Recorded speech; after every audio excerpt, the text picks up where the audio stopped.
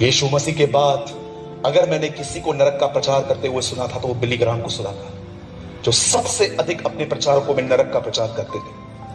आजकल नरक का प्रचार होता ही नहीं है। आज हर एक को स्वर्ग जाना है।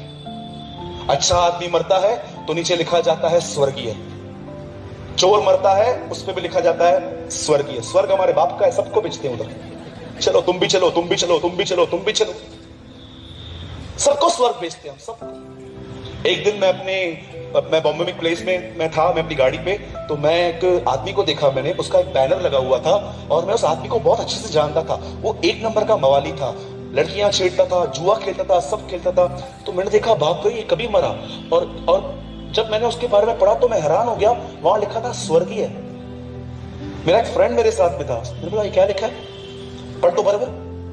तो उससे बोला हेवनली, स्वर्गीय। मैंने कहा यार अगर ये गया है तो यार हमने कौन सा गुनाह किया, हमको तो पहले लेना चाहिए प्रभु को। मैं फिर से कहता हूं, शायद आपको ये पढ़ते हुए देर ना हो जाए, मैं आपको फिर से कहता हूं, शराब पीने वाले, ब्रदर मैं तो ऑकेशनली पीता हूं, चटके भी तेरे को ऑकेशनली लगेंगे। ब्रदर मैं वाइन पीता हूं, मैं शराब पीता हूं, हमारे बॉम्बे में औरतें शराब पीती है। शराब पीने वाले, मूर्ति पूजक, अपनी शादीशुदा पत्नी को छोड़ के किसी और से चैट करने वाले, दूसरी औरतों से मिलने वाले,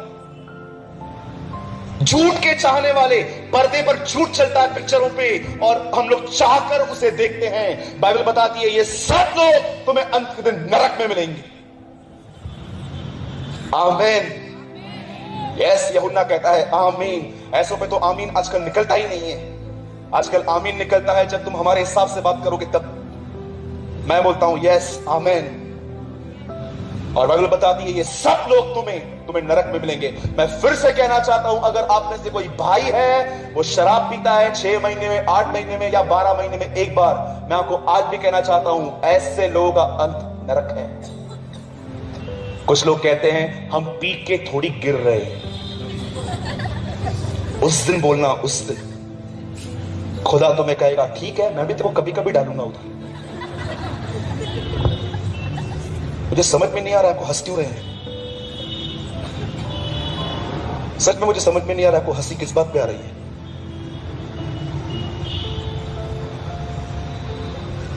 बाइबल ऐसा बताती है वो सदोम और अमोरा में गए, लड़कियां लड़कियों से पाप कर रही थी, लड़के लड़कों से पाप कर रहे थे। हमारे बॉम्बे में एक प्लेस है कॉल अंधेरी, वहां पर एक लड़की ने रिसेंटली एक लड़की से शादी की। उसकी फैमिली ने उसको पकड़ के मारा, पीटा, मत कर, क्या कर रही है, तेरा वंश कैसे बढ़ेगा। ओ शट अप, अपनी मां को ऐसे बोल रही थी, मैं करूंगी। आप सोचिए इंसान इतना गिर चुका है। ये तो एक लॉफुल सेक्स होता है हस्बैंड और वाइफ के बीच में, आज ये हो गया है। अरे अब्रॉड में तो लोग जानवरों के साथ पाप करते। सोचो इंसान आज जानवरों की लेवल पे आ चुका है, कितनी शर्म की बात। मैं आपसे पूछना चाहता हूं, जितने जवान भाई और बहनें बैठे हैं, मैं पूरे आदर, मैं आपका आदर करता हूं। आज मैं गुस्से की नहीं, मैं आपको प्रेम से आपको मैं एक बात पूछना चाहता हूं, क्या आपकी लाइफ प्योर है? आइए मैं आपसे पूछता हूं, आर यू प्योर?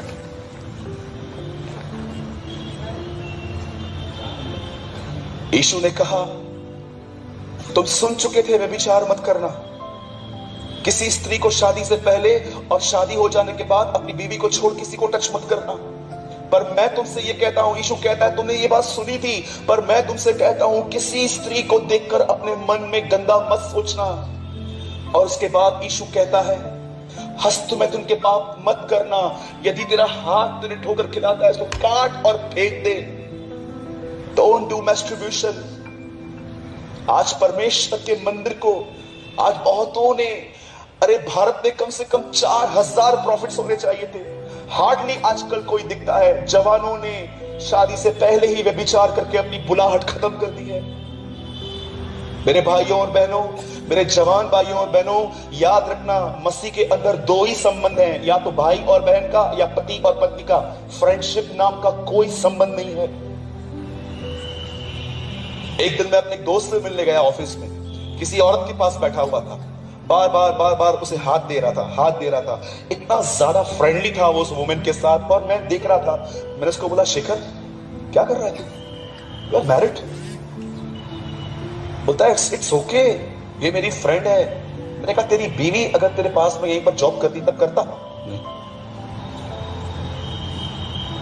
मैं फिर से कहता हूं, शायद आपको ये बात अच्छी नहीं लगेगी, मसीह के अंदर दो ही संबंध हैं, एक पति पत्नी का या दूसरा भाई बहन का।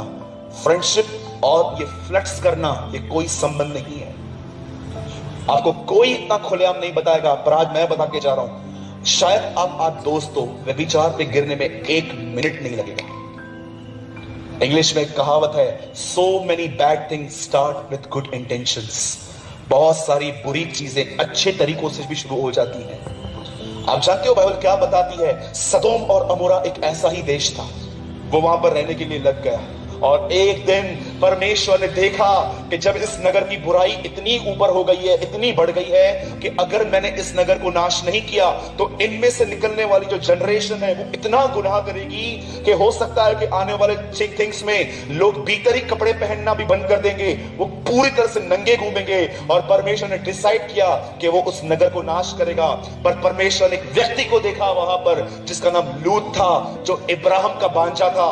और परमेश्वर ने ये बात इब्राहिम पे प्रकट की कि मैं उस नगर को नाश करने वाला हूं। इब्राहिम ने प्रार्थना करना शुरू की, प्रभु अगर वहां पर 50 लोग होंगे तो क्या तू उस देश को नाश करेगा? प्रभु ने बोला नहीं करूंगा। 40 होंगे तो नहीं करूंगा, 30 होंगे तो नहीं करूंगा। और आखिर में परमेश्वर ने उसकी विनती सुनी। आप में से कितने लोग ये बात जानते हैं? सदोम और अमोरा को नाश करने से पहले प्रभु ने इब्राहिम पे प्रकट किया था, और संसार को नाश करने से पहले यह चीज परमेश्वर ने कलीसिया पे प्रकट की है। एक दिन आएगा जब मेरा बेटा वापस आएगा, तब मरे हुए और जीवितों का वो न्याय करेगा। और ये बात उसने हम पे प्रकट की है ताकि हम इनके समान काम न करें। आप जानते हो बाइबल क्या बताती है? उसके बाद एक समय आया, 3 स्वर्गदूत नीचे उतरे। मैं ये विश्वास करता हूं, एक जिब्राइल और एक मिकाईल और तीसरा प्रभु यीशु मसीह है। और ये तीनों इब्राहिम से बात करते करते एक लेफ्ट हो गया, वापस अपने सिंहासन पर चला गया, और 2 लोग सदोम और अमोरा में एंटर हो गए।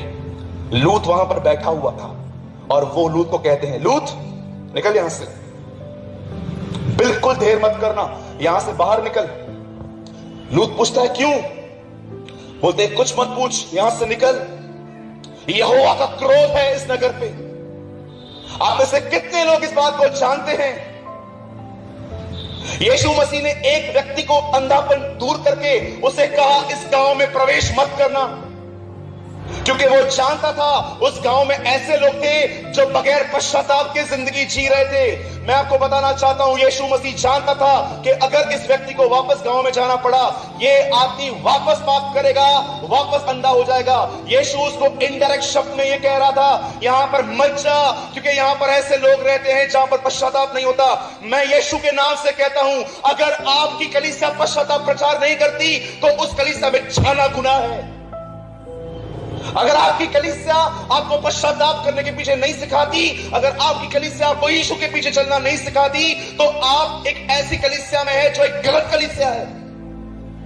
यीशु जानता था उस नगर के लोगों ने पश्चाताप नहीं किया है। उसने कहा, हाय बैतसैदा, हाय खुराजीन, जो काम तुम में किए गए यदि कहीं और किए गए होते तो वहां के लोग मन फिरा ले। और वहां से यीशु ने एक आदमी को निकाला, उसका अंधापन ठीक किया, और उसको कहता है यहां मत जाना, क्योंकि ये वो लोग हैं तो देखा है पर उन्होंने पश्चाताप नहीं किया है, तू यहां पर की तरह हो जाएगा। मैं आज आपसे पूछना चाहता हूं, are you in right church? मैं every Sunday Jesus is life में खड़े होकर लोगों को यीशु के पीछे चलने का टारगेट देता हूं। मैं उन्हें चैलेंज करता हूं, यीशु की तरह बनो। आज बहुत सारे जो लोग हैं वो इस बारे में जानते ही नहीं है। यू नो, इस पवित्र शास्त्र की आखिरी आज्ञा क्या है? मेरे लोगों, बेबीलोन से बाहर निकलो, निकलो उन मरी हुई कलीसियाओं से बाहर, और उन लोगों के साथ संगति करो जो खुदा के साथ चलते हैं, जो खुदा के पीछे चलते हैं। निकलो मरी हुई डिनोमिनेशन से बाहर। डेड और ड्राई रिलीजन कहती है बाइबल उन्हें। Yes, dead and dry religion, एक मरा और सड़ा हुआ धर्म। उस कलीसिया में जाओ जहां पर उसके पुत्र के जीवन का प्रचार होता है, जहां पर आपको यीशु की तरह बनने के लिए टीचिंग दी जाती है। क्या होगा सबसे अगर मैं ऐसा बोलूंगा तो? कुछ लोग बकबक करेंगे, इसको क्यों बुलाते हो? Who cares? कौन फिक्र करता है वापस आने की? मैं आपको खुश करने के लिए नहीं आया हूं, मैं सच्चाई बोलने आया हूं। ग्रहण करो, आपकी मर्जी, नहीं करो, आपकी मर्जी। जो सत्य है वो सत्य है। आपको क्या लगता है यीशु मसीह को इसलिए क्रूस पे चढ़ाया गया क्योंकि उसने 5000 लोगों को खाना खिलाया था, दुष्ट आत्मा निकाली थी, बीमारों को चंगा किया था? जानते हो वो लोग क्या बोलते हैं उसको पकड़ के? ये इंसान सबत के दिन को हमारी रीतियों को नहीं मानता, इसीलिए उसे मारा गया। आज कहां भी जाओ सब लोग कहते हैं जो प्रचार करना है कर लो, don't touch our traditions. Oh I will touch, but I will touch. कहां लिखा है? मुझे एक जगह बताओ बाइबल में कहां लिखा है मरियम की पूजा करनी है? Show me in one place. कहां लिखा है about hosiery? Tell me, show me, मैं भी फॉलो करूंगा। मैं डिनाई नहीं करता कि मैरी एक गॉडली वुमेन नहीं थी। यस, मैं मानता हूं कि वो भी एक गॉडली वुमेन थी। वही गॉडली वुमेन लूका की किताब में कहती है मेरा प्राण मेरे उद्धारकर्ता की बड़ाई करता है। एक पापी ही उसे उद्धारकर्ता कहता है, पापों से छुड़ाने वाला। मरियम खुद बताती है मैं गुनहगार हूं, लेकिन रोमन कैथोलिक भाई बहन उसकी आराधना करते हैं, उसकी मूर्तियां रखते हैं। कहां लिखा है? कहां लिखा है? मार्टिन लूथर ने उनसे पूछा था 500 साल पहले, कहां लिखा है ये सब? इंडल्जेंस के नाम पे जब वो दंगा करते थे कलीसियाओं में खड़े होकर, वो उनसे पूछता है कहां लिखा है ये सब? वो कहते हैं मरियम ने एक विनती की थी, याईर, मरियम ने एक विनती की थी उससे और यीशु ने उसकी सुनी। मार्टिन लूथर ने कहा फिर एक काम करो, यीशु ने याईर की विनती सुनाई, उसको भी मानो। फिर मजाक बना के रख दिया। कभी कभी लोग हमसे हम लोग को लिए क्या बोलते हैं पता है? बाहर बोलते हैं ये लोग इतने भटे हुए हैं, समझ में ही नहीं आता है कि यीशु पर विश्वास करके जाए कहां पर? रोमन कैथोलिक में जाएं, प्रोटेस्टेंट्स में जाएं, यहां जाएं, वहां जाएं, माता मरियम में जाएं, यहां जाएं, पिता जाएं, कहां जाएं? वो हैरान हो गए हैं हम लोग को देखकर कि एक ही खुदा है, 1 लाख डिनोमिनेशन है। आपको नहीं लगता है कि कंफ्यूजन निकलने चाहिए और एक ही कलीसिया बनने चाहिए जिसमें उसको आदर मिल सके, जिसमें उसको महिमा मिल सके?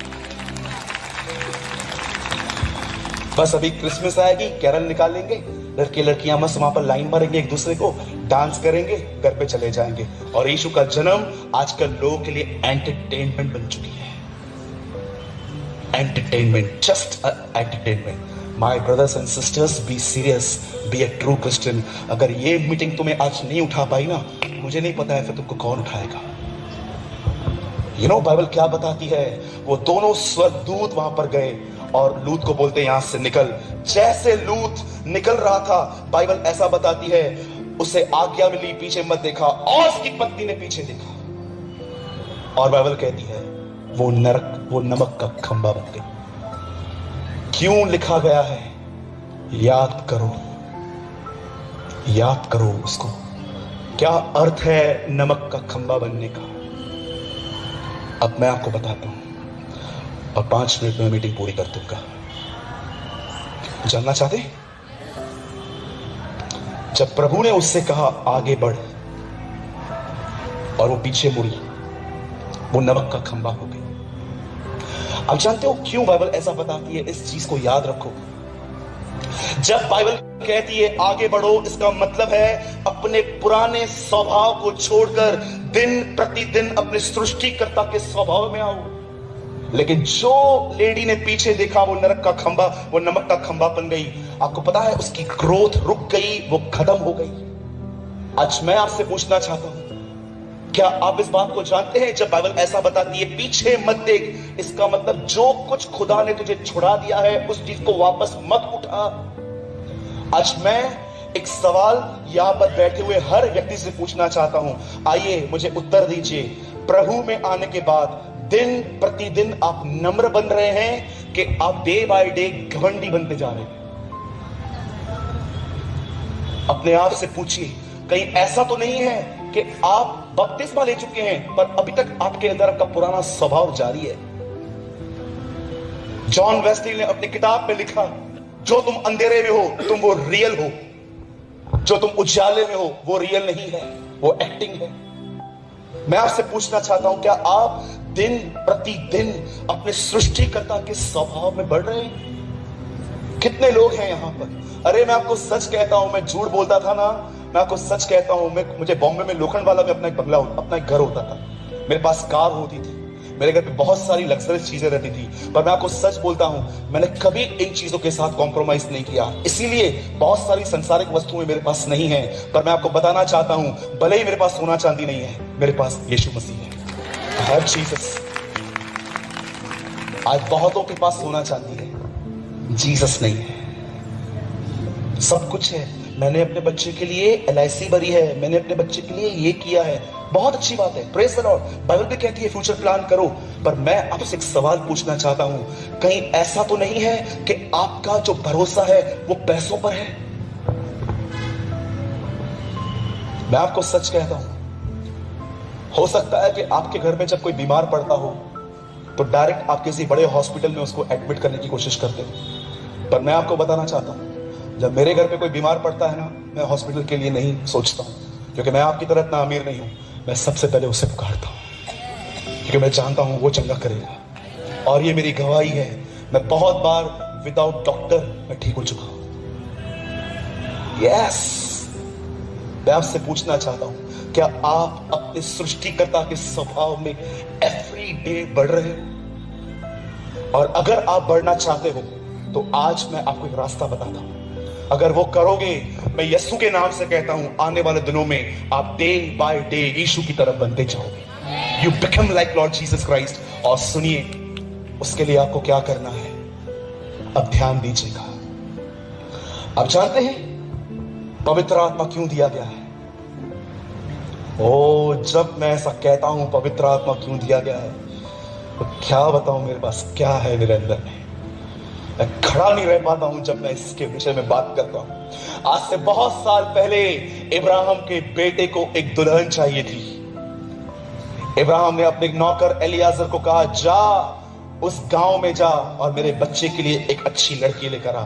इब्राहिम 20 ग्राम के 6 बैंगन लेकर और ऊंट लेकर ढूंढने निकला अपने मालिक के बेटे की पत्नी को।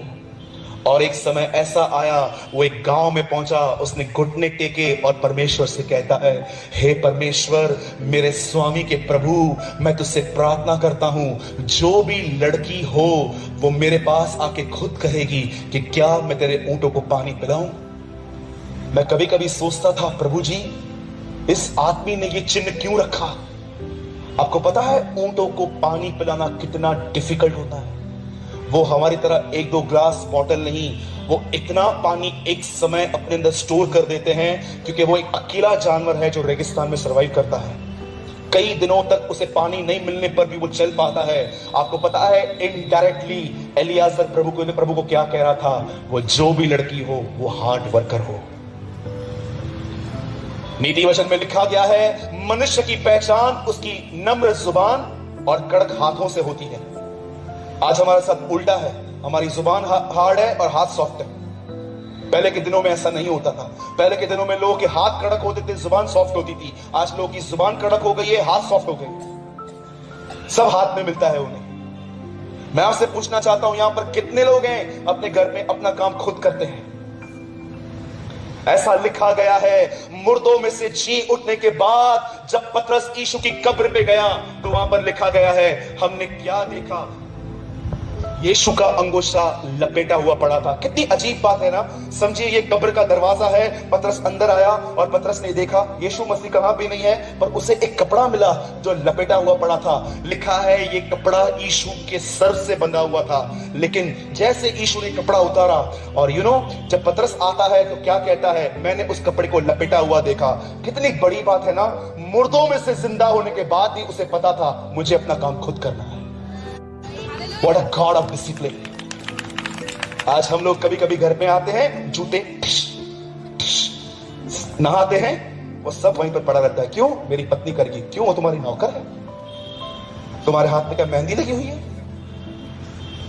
तो मतलब तू क्या कहना चाहता है? सब मैं करूं? किया तो फिर क्या हुआ? बहुत सारे भाई लोग हैं ना, ऐसा समझते हैं घर पे लड़की नहीं नौकरानी लेकर आए हैं। जैसे एक दिन उनका काम करके दिखाओ, पता चलेगा आपको। आप जानते हो एलियाजर ने उससे क्या मांगा? मुझे एक ऐसी लड़की देना मेरे मालिक के बेटे के लिए जो मेरे ऊंटों को पानी पिलाए। और बाइबल ऐसा बताती है, दोपहर का समय था, रिबेका अपनी सहेलियों के साथ वहां पर आई थी। मैं ये विश्वास करता हूं वहां पर एक स्वर्गदूत खड़ा था जो दिखाई नहीं दे रहा था, क्योंकि बाइबल बताती है 90% प्रभु की इच्छा वही पूरी करते हैं, इंसान तो खाली 10% पूरी करता है। मैं ये बिलीव करता हूं जब सब लड़कियां वहां पर आ रही थी, वहां पर एक स्वर्गदूत खड़ा था, उसने हर एक को रोक दिया, सिर्फ रिबेका आ गया। ये लो बाइबल क्या बताती है, वो लड़कियां आ रही थी पर कुएं तक सिर्फ रिबेका पहुंची। और जैसे रिबेका वहां पहुंची, वो एलियाजर को कहती है, हे मेरे प्रभु, क्या मैं तेरे ऊंटों को पानी पिलाऊं? बोलता है, वो हैरान हो गया, उसने उसको बैंगल डाले उसके हाथ में, पर वो कहती है, रुक, पहले तुझे मेरे पिताजी से बात करनी पड़ेगी। वो आज की जनरेशन की तरह नहीं थी, सब कुछ करने के बाद माँ बाप को बताएगी। She is a girl of customs. वो जानती थी कुछ रिवाज हैं जिसमें बड़े लोग बीच में बात करते हैं। और वहां से लड़की लेकर एलियाजर उस ऊंट पे, जिस ऊंट को उसने पानी पिलाया था, उन ऊंटों पे वो उसको लेके जा रहा था अपने स्वामी के घर में। आप में से कितने लोग इस बात को जानते हैं, जैसे इब्राहिम को अपने बेटे के लिए एक दुल्हन चाहिए थी, इसलिए उसने एलियाजर को भेजा, वैसे ही परमेश्वर को अपने बेटे के लिए दुल्हन चाहिए, इसीलिए उसने पवित्र आत्मा कलीसिया पे भेजा है। मैं आपको बताना चाहता हूं, यदि आप में से कोई भी ऐसा व्यक्ति है जो अपने सृष्टिकर्ता के स्वभाव में चलना चाहता है, धीम, नम्र, pure, gentle, Holi, blameless, long suffering, जो पवित्र आत्मा से परिपूर्ण होके, मैं आपको बताना चाहता हूं एक ही रास्ता है अपने परमेश्वर के स्वभाव में चलने का। मैं आपको बताना चाहता हूं एक ही रास्ता है, पवित्र आत्मा से परिपूर्ण हो जाओ। वो पवित्र आत्मा ही है जो आपके जीवन को बदल सकता है। बड़े दुख के साथ मैं आपको कहना चाहता हूं, पुराने नियम में लोग यहोवा परमेश्वर को नहीं जानते थे। जब ट्रिनिटी का पहला पर्सन इस पृथ्वी पर था, लोगों ने उसे नहीं पहचाना। जब पहला पर्सन ऊपर चला गया, दूसरा पर्सन जीसस आया, लोगों ने उसे भी नहीं जाना। और जब वो ऊपर चला गया, आज उसका थर्ड पर्सन हमारे बीच में है, लोग उसे भी नहीं जानते। मैं आपसे पूछना चाहता हूं, कितने लोग हैं जो प्रभु के सामने आंसू बहाते हैं, फास्टिंग करते हैं और कहते हैं, प्रभु मेरे गुस्से की वजह से मेरे बहुत सारे संबंध खराब हुए हैं, मुझे इस गुस्से पर विक्ट्री दे। पवित्र आत्मा के लिए लिखा गया है, वो एक सहायक है, वो एक मददगार है, वो मदद करता है हम सबकी, हमारे पुराने स्वभाव से निकलकर हमें वो यीशु के स्वभाव में लेके जाता है। और जानते हो वो किन्हें भरता है? वो किन्हें अपने आप से भरता है? मैंने कल भी कहा था, मैं आज भी कहता हूं, जब परमेश्वर को इस सृष्टि को बनाना था, जब उसको पेड़ पौधे बनाने थे, उसने पृथ्वी से बात की थी, हे पृथ्वी तुझ में से फल उठे। जब उसे मछलियां बनानी थी तो उसने समुद्र से बात की थी, हे समुद्र तुझ में से मछलियां निकले। लेकिन जब परमेश्वर को मनुष्य बनाना था, उसने खुद से बात की थी, आओ हम मनुष्य बनाए। आप जानते हो, मछली पानी से निकली, खत्म हो जाती है, पेड़ जमीन से उखड़ा, खत्म हो जाता है। तुम प्रभु की उपस्थिति से दूर हो जाओ, तुम सूख जाओगे, आप ड्राई हो जाओगे। और मैं आत्मा में देख भी पा रहा हूं, यहां पर बहुत सारे पेड़ बैठे हैं, पेड़ जिनके अंदर सिर्फ ग्रीनरी है, कोई फल नहीं है, सिर्फ ग्रीनरी। बाइबल साथ में लेकर आए हैं, नो फ्रूट्स। कितने लोग हैं मुझे बताइए, आप मॉर्निंग में अपनी नींद खराब करते हैं और घुटनों पर आके खुदा से कहते हैं, प्रभु मेरे स्वभाव की वजह से तेरा बहुत अनादर हुआ है। लोग मेरे को देख के, कुछ लोग ऐसा कहते हैं कि ये सही मसीह नहीं है, प्रभु तू मुझे बदल। मैंने बहुत कोशिश की दूसरों को बदलने की, सांस को बदलने की, इसको बदलने की, अब नहीं। चेंज मी। आप जानते हैं, जब वो यरूशलेम में गया तो पहली चीज उसने क्या की? आप में से कितने लोगों ने ये बात नोटिस की है बाइबल को पढ़ते समय? जब यीशु 30 साल के बाद, वो कभी भी यरूशलेम में पूरी रात नहीं टिका था, और जिस रात वो टिका, उस रात वो अरेस्ट हो गया।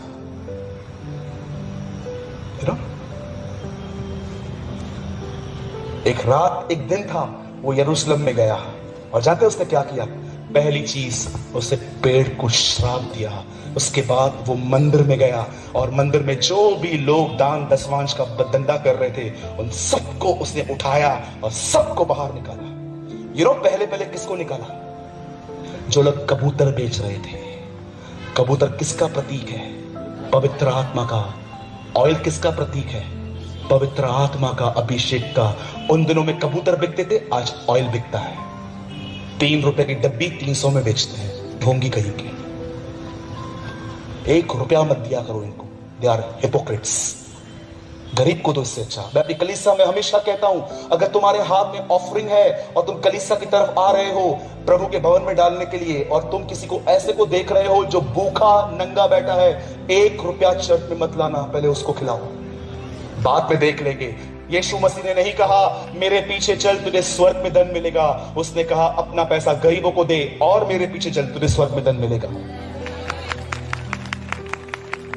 बाइबल कहती है, मैं नहीं। मैं आपसे पूछना चाहता हूं, कितने लोग हैं यहां पर पवित्र आत्मा से भरने के लिए कीमत चुकाते हैं? कैथरीन कुलमैन, एक परमेश्वर की महान दासी, अपने प्रचार में कहती है, इससे पहले कि मैं यीशु का प्रचार करूं, उससे पहले मैं 1000 बार मरती हूं। फिर से कहूं, एक परमेश्वर की दासी 19वीं सदी में अपनी किताब में लिखती है, इससे पहले कि मैं यीशु के लिए कुछ बात करूं, उससे पहले मैं 1000 बार मरती हूं। मेरे भाइयों और बहनों, इस बात को याद रखना, अगर तुम चाहते हो कि तुम्हारे अंदर यीशु दिखे तो तुम्हें मरना होगा। फिजिकली नहीं, अपने गंदे स्वभाव में। इससे पहले कि मैं वाइंड अप करूं, एक चीज आपको बोलना चाहता हूं। एक दिन लोग यीशु से मिलने आए, उनके चेलों से उनकी मुलाकात हो गई। वो कहते हैं, हे महाशय, ओ सर, हम यीशु को देखना चाहते हैं। बोलो देखना, जोर से बोलो देखना। उन्होंने ये नहीं कहा कि हम उससे मिलना चाहते हैं, वो कहते हैं हम उससे देखना चाहते हैं। अंद्रियास और फिलिपुस अंदर गए और यीशु सामने बैठे थे और उनको कहते हैं, स्वामी, ग्रीक्स आर देयर, यूनानी लोग आए हैं और वो तुझे देखना चाहते हैं। जानते हो यीशु ने क्या किया?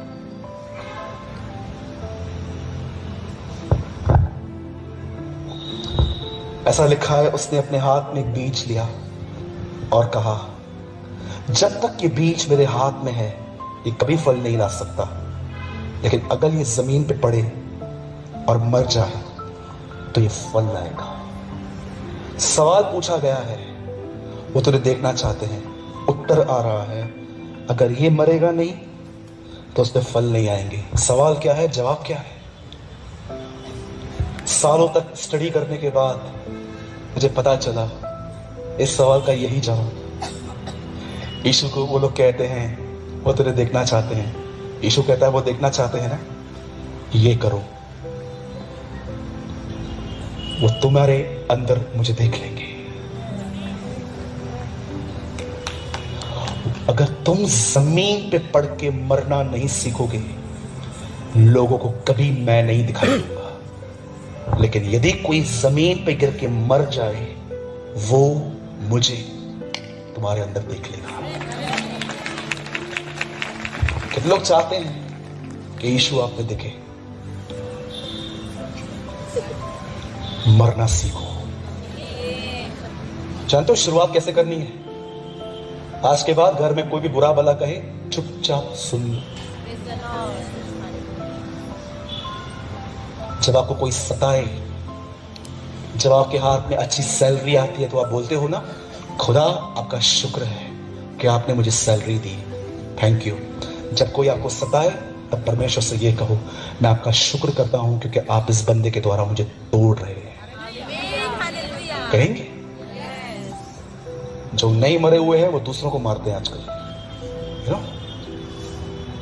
अगर अपने सृष्टिकर्ता के स्वभाव में, अपने स्वभाव में नहीं, 70 80 साल के बुढ़े लोग मैंने देखे हैं, मरने से पहले ऐसा कहते हैं, ये जो मेरा बेटा खड़ा है ना, इसको प्रॉपर्टी का 1 रुपया मत देना, उसने मुझे पानी का गिलास भी नहीं पिलाया था कभी। मरने से पहले भी उनका ये स्वभाव रहता है। सोचो, हाउ आर यू? एक सवाल पूछ के मैं खत्म कर रहा हूं। कैसे हैं आप? How are you?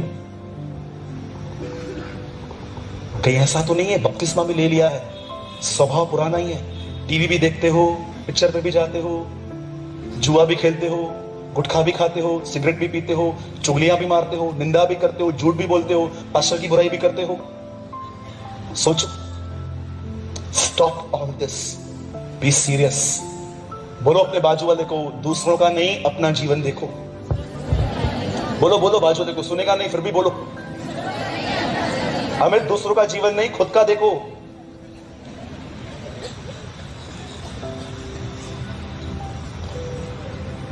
आपको क्या लगा था मैं आपको यह बताऊंगा कि वीजा कैसे लगेगा?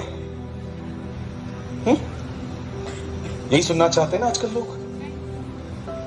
पंजाब भरी पड़ी है ऐसे लोगों से। मैं होशियारपुर में था, एक आदमी ने 2000 का नोट मेरे पॉकेट में डाल के मुझे कहा, पास्टर जी भविष्यवाणी तो कर दो। मैंने कहा क्या भविष्यवाणी करूं? कनाडा जाना है, वीजा लगेगा कि नहीं लगेगा? मैंने उसको बोला तू औरंगाबाद के भी आगे नहीं जाएगा कभी। ऐसे विचार रखते, प्रोफेसी ऐसे होती है। और आजकल लोगों को जानते हैं प्रोफेसी कैसे चाहिए? बोलो मेरे हिसाब से। मैं आपको एक एक्टिंग करके दिखाता हूं। अमित कम, ये सत्य घटना है, मेरी कलीसिया में हुई है। ये एक लड़की आई थी हमारे कलीसिया में, आके मुझे बोलती है सूरज भाई। मैंने बोला हाँ बेटा बोल। मेरे लिए प्रार्थना करो। मैंने बोला क्या प्रार्थना करूं? मेरे लिए प्रार्थना करो, मेरा एक बॉयफ्रेंड है, वो प्रभु में नहीं है, वो प्रभु में आ जाए तो मैं उससे शादी कर लूं। मैंने कहा ठीक है, फिलहाल तो वो तुझे अपने पास लेके गया है, इधर आ। और मैंने इसके लिए प्रार्थना ऐसे की, स्वर्गीय पिता मैं दुआ करता हूं यीशु मसीह के नाम से, मैं प्रार्थना करता हूं, मैं तुझे ये नहीं कहता प्रभु कि उसको ये बच्चा लड़का मिले, मैं प्रार्थना करता हूं तेरी मर्जी पूरी हो। और जब मैंने ऐसे कहा तेरी मर्जी पूरी हो, आंखें खुल गई। बोलती है नहीं नहीं प्रार्थना करो कि वो मिले। मैंने कहा ये प्रार्थना मैं नहीं करता। गालियां दे रही थी अंदर ही अंदर। उसके बाद वो दिनेश के पास गई, दिनेश को बोलती है आप प्रार्थना करोगे मेरे लिए? और दिनेश को एक्चुअली इतनी डिसर्निंग नहीं थी उन दोनों में कि ये लड़की कौन है। वो आके बोलती है इसको, दिनेश भाई आप मेरे लिए प्रार्थना करोगे? दिनेश ने बोला हाँ बताओ बहन, बताओ बताओ मैं प्रार्थना करूंगा। और उसको बोलती है मेरा एक बॉयफ्रेंड है, वो प्रभु में नहीं है, आप प्रार्थना करो वो प्रभु में आए तो मैं शादी करूं। दिनेश हाँ हाँ क्यों नहीं। और दिनेश बोलता है प्रभु मैं दुआ करता हूं मेरी प्यारी बहन के लिए, तू इसे मन चाहा वर दे दे, मैं दुआ करता हूं। और अंदर ऐसे करती है। और उसके बाद दिनेश को जानते क्या बोलती है? आप ही मेरे pastor, you are my pastor. Bible बताती है अंत के दिनों में लोग अपना प्रचारक खुद ढूंढेंगे। आज मैं आपसे पूछना चाहता हूं किसको अपना प्रचारक मानते हो? वो जो आपके हिसाब से बात करता है कि वो जो आपके हिसाब से बिल्कुल बात नहीं करता? यीशु मसीह ने एक दिन क्या किया, मुझे बहुत मजा आता है इसको पढ़ते हुए। यहूदियों से मिलके वो उनको कहता है तो मुझे क्यों नहीं एक्सेप्ट करते? वो कहते हैं तू गलत है, हमारा पिता इब्राहिम है। यीशु कहता है यदि तुम्हारा पिता इब्राहिम होता तो तुम मुझे जान लेते क्योंकि इब्राहिम ने मुझ पर विश्वास किया था। उसके बाद कहते हैं नहीं नहीं नहीं नहीं, फिर अपना बाप बदल देते हैं और फिर कहते हैं नहीं नहीं नहीं नहीं परमेश्वर हमारा पिता है। यीशु कहता है यदि परमेश्वर तुम्हारा पिता है तो तुम मुझे जान लेते क्योंकि मैं परमेश्वर से निकल कर तुम्हारे पास आया हूं। उसके बाद यीशु उनको कहता है मैं तुम्हें बताता हूं तुम्हारा बाप कौन है। उसके बाद यीशु कहता है तुम्हारा बाप शैतान है क्योंकि तुम उसकी बातों को सुनते हो। किधर है ऐसे लोग जो इस तरह सच्चाई बोले? एक व्यक्ति हो सकता है उसने विश्वास किया है, बपतिस्मा लिया है, पर वो अब तक अपने बाप शैतान के स्वभाव में चलता है। मैंने अपनी आंखों से देखे ऐसे लोग।